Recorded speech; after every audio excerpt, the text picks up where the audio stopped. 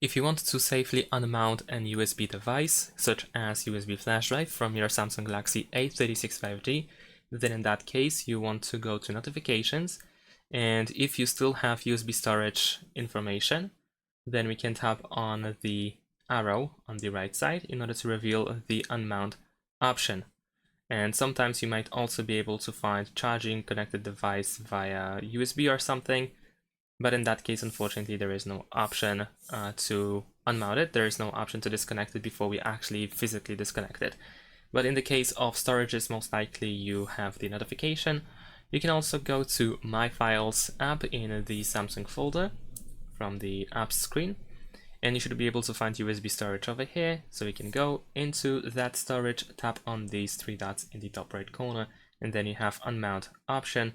And if you finally unmount your USB, then you should be able to safely unplug your USB flash drive.